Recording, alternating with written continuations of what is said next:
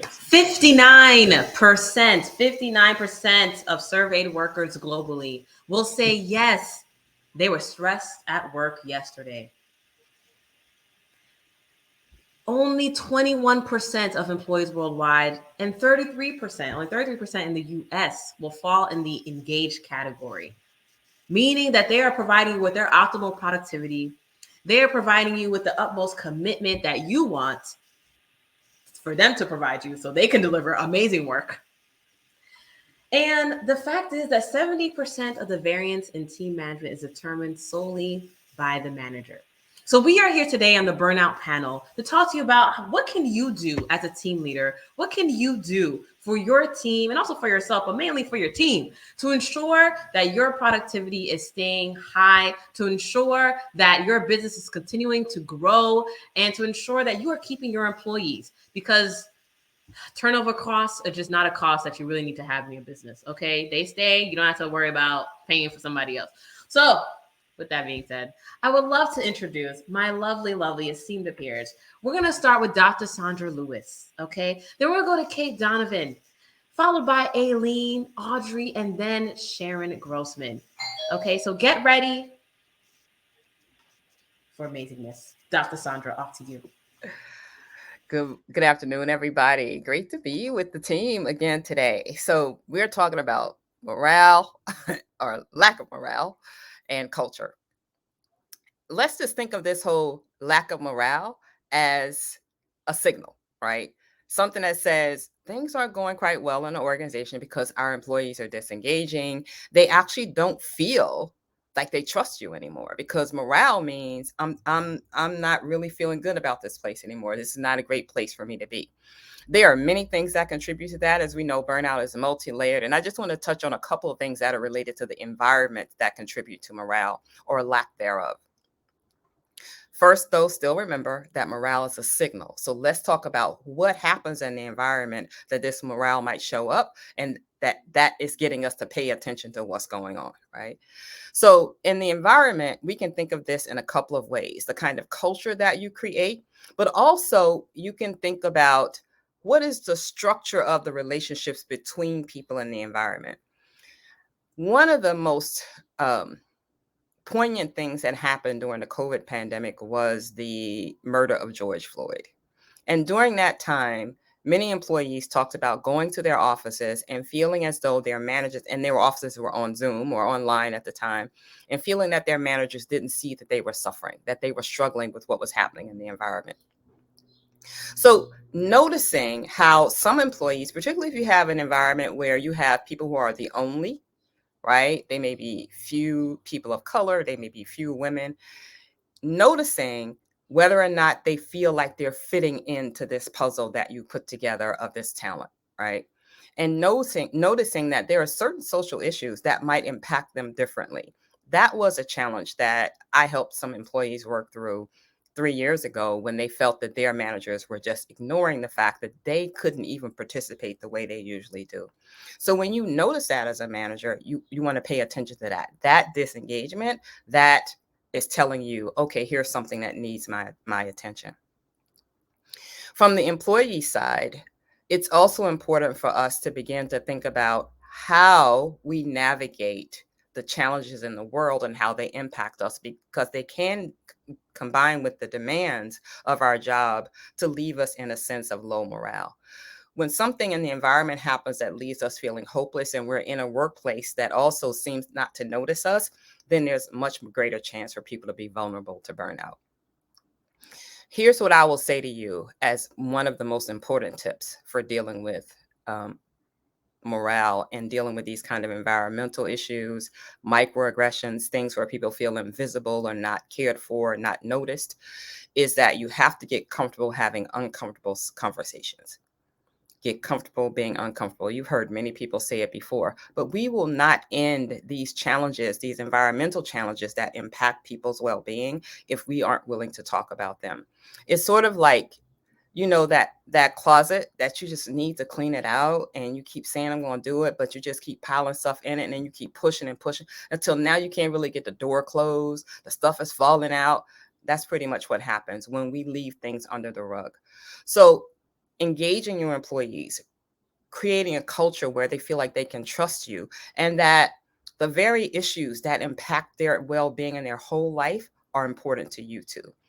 Many, when during the pandemic, when we had to witness this death on repeat, many organizations actually took a step to say, we feel hurt by this as well, and we know that some of you are suffering, so they paid attention to their employees. So I'm inviting you as leaders to really think about how you pay attention to the emotional needs and how you create psychological safety in your environment. Because culture, really think about it, culture comes from the word is like cultivate. It's about nurturing. So in this environment, we're trying to create a space where everybody flourishes. So be comfortable being uncomfortable so that you can actually grow. And I'm going to turn it over to Kate with that.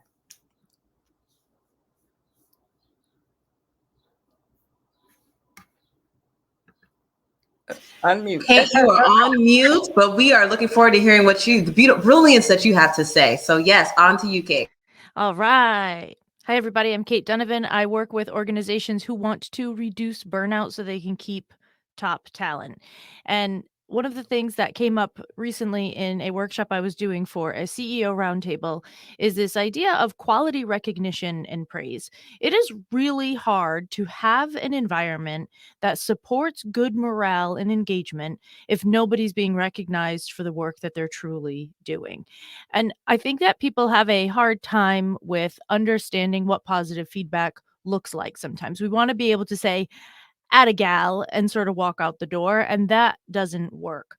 When we're giving positive feedback that's going to actually light up the parts of the brain, the same parts of the brain that are part of the reward center that light up when we have cupcakes and other illicit substances.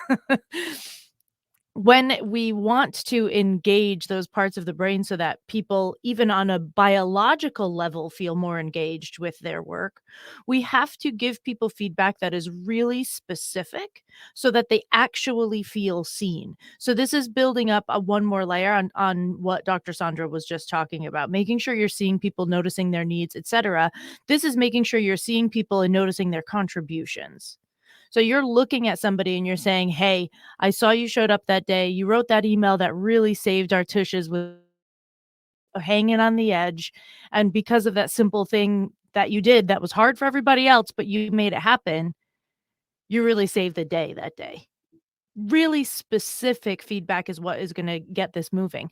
This is most important top down. So from leadership levels, from management levels. However, there are also peer recognition mechanisms that are critical. So if you build in this type of peer recognition over time, morale for everyone will increase and people will be more inclined to remember each other's humanity. Right? Remember to notice each other and accept praise when it comes in because it will feel more natural. There's a lot of software now that you can use for this, so you can just implement a top-down solution. Managers start doing this, people will probably start doing it naturally, but there are also a bunch of different options like 6Q, Kudos that is used on Slack, High Thrive, Bonusly. They're all built on engaging with each other through positive feedback cycles. And I think that if we could all do a little bit more of that, if we all knew a little bit more that what we're doing is worthy and valuable and seen and recognized and appreciated, everything would be a little better. The next person up on my list today is Miss Aileen. You're up. Thank you, Kate. My name is Aileen Axmeyer, and I'm a career coach and workplace wellness speaker.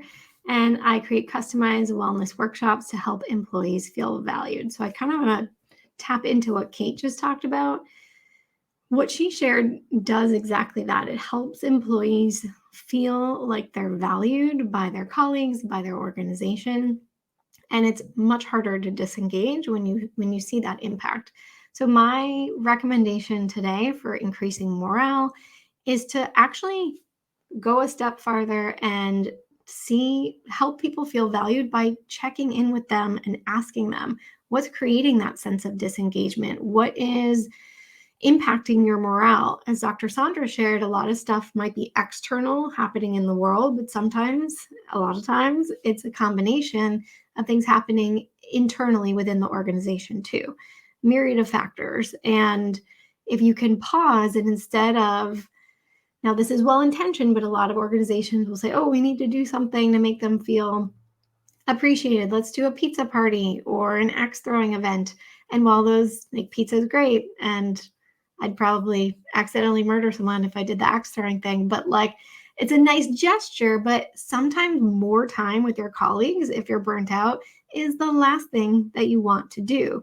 So the intention's good, but the intention over impact is something you need to pay attention to. We want to kind of note what really matters to people. So it could be serving your colleagues, your employees, but also I just ran a session for a big tech company this week, had over 500 people at the session, and just noticing what people are sharing in the chat in a 60-minute session, I got a good sense of people feeling like they can't step away from their work to take a lunch break, things like that. And then we can start to think about reverse engineering that. When people share what they're struggling with, you can then start to think about what realistically will help with the morale, which helps with the engagement.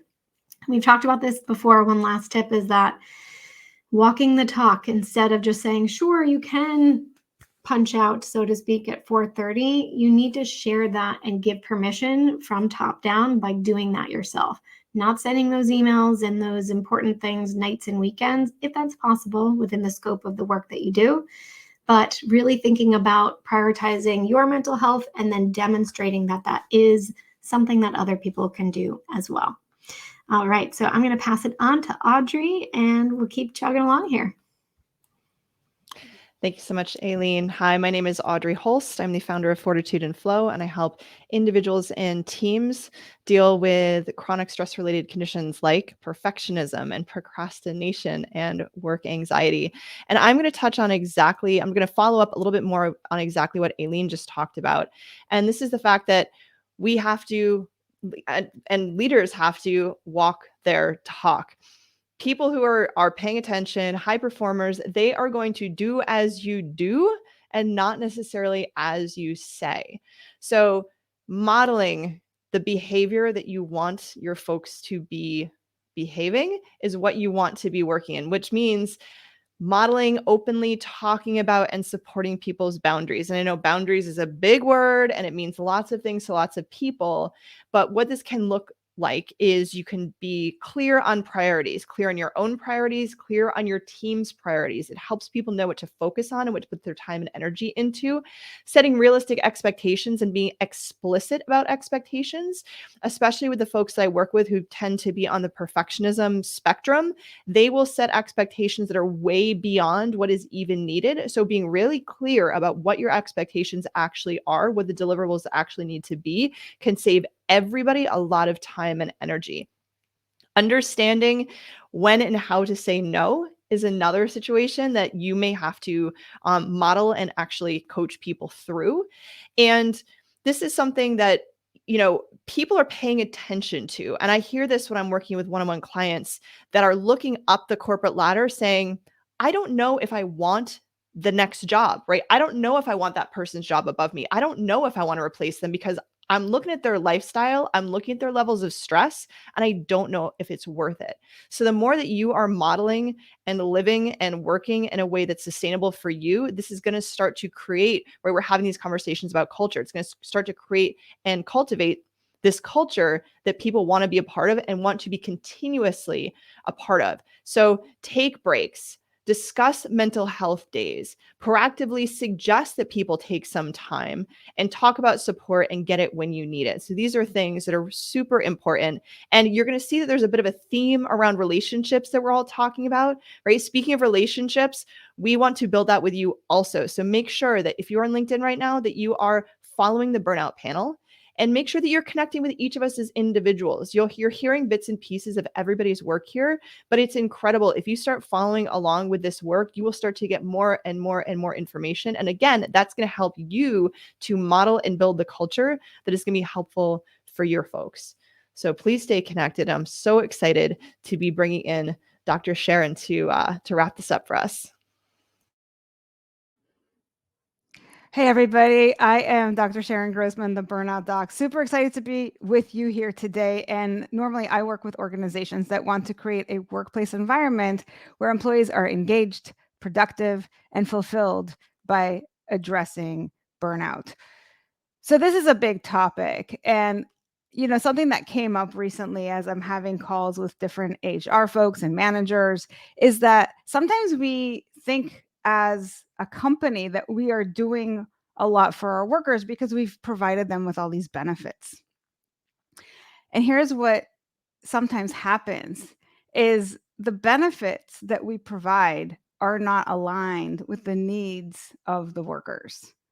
So I was just having a call yesterday with someone who said, yeah, we have a lot of frontline workers and they're really burned out.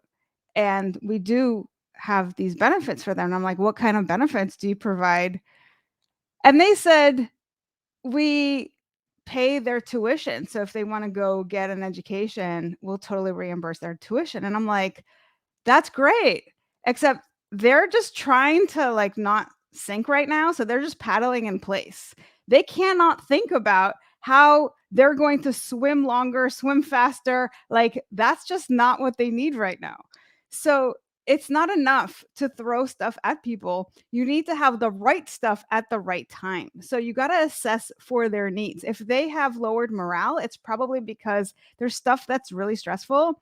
And whatever resources you're providing them with, if at all, maybe isn't what they need right now. So it's just an invitation to take a step back and really ask yourself, what is the problem? What are some potential resources or solutions that can help with that problem? And are we doing what we can on our side to match the two together? And the other thing I want to also say that I think was really important is not just having the resources there, but you've got to incentivize people to take those resources on. So I asked, what are you doing to incentivize them? And they said, the resources are the incentive. And here's the truth, that about 25% of workers never utilize the resources that they're given. And we know that because people aren't taking their vacation days off, right? We give them all kinds of benefits. They're not using them. So a smart thing to do is to also gamify it and to reward them for getting through a number of different resources that are supposed to help them prevent burnout, be more engaged, whatever it is that you're trying to target with your resources. So that's my tip for today. Amazing. Yes. So we are now at Q&A time. So type your questions for those of you who are listening to us. I see you on the LinkedIn Live here. So type your questions in the chat on anything that you would like to know about how to increase employee morale and engagement. We went through a lot today here in this episode. So we started out with Dr. Sandra talking about microaggressions and ensuring that you are really establishing the culture where everyone on your team feels seen and heard. We went into then Kate Donovan, who then went into talking about the positive feedback that you and ways that you can get that positive feedback from your, or give that positive feedback to your team so that they can also feel valued and seen as well. Then we went into and chatted with Aileen here on the panel. Yes, to talk about how you can understand both the internal and external. She shared with us those examples as well, too, of questions that you can ask your team.